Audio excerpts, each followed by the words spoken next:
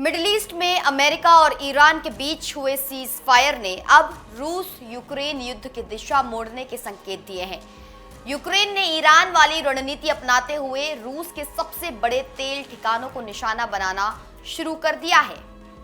Zelensky अब Putin को उसी भाषा में जवाब दे रहे हैं जिसने ईरान को समझौते की मेज पर आने के लिए मजबूर किया।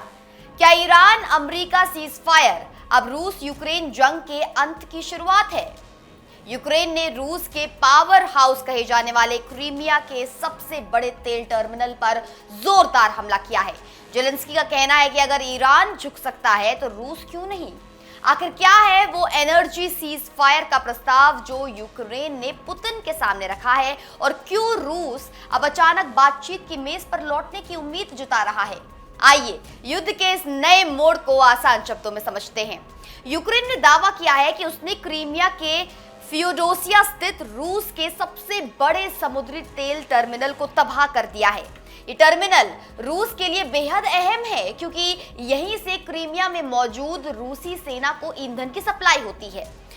यूक्रेन अब जान चुका है कि रूस की असली ताकत उसकी ऊर्जा से होने वाली आय है, उसका पैसा है जो कि ऑयल से हो रहा है, ऊर्जा एनर्जी से हो रहा है। अगर तेल के ठिकानों पर हमला किया जाए तो रूस की युद्ध लड़ने की क्षमता अपने आप कम हो जाएगी।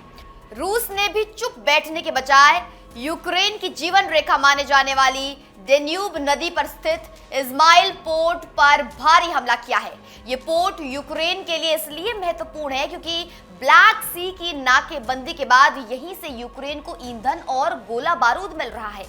इस हमले में एक नागरिक जहाज को भी नुकसान पहुंचा है जिससे तनाव और बढ़ गया है। यूक्रेन के विदेश मंत्री अंद्री सीबिगा और राष्ट्रपति जेलेंस्की ने अमेरिका से अपील की है कि वो रूस पर भी वैसा ही दबाव बनाए जैसा ईरान पर बनाया गया था।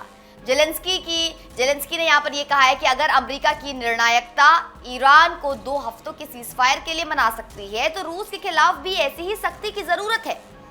यूक्रेन ने एक बदले वाली शर्त रखी है। अगर रूस यूक्रेन के पावर ग्रिड और बिजली घरों पर हमला बंद कर दे तो यूक्रेन भी रूस के तेल बुनियादी ढांचों पर हमले रोक देगा। दिलचस्प बात यह है कि अब तक अड़ियल रुख अपनाने वाले रूस के सुर भी कुछ नरम पड़े हैं।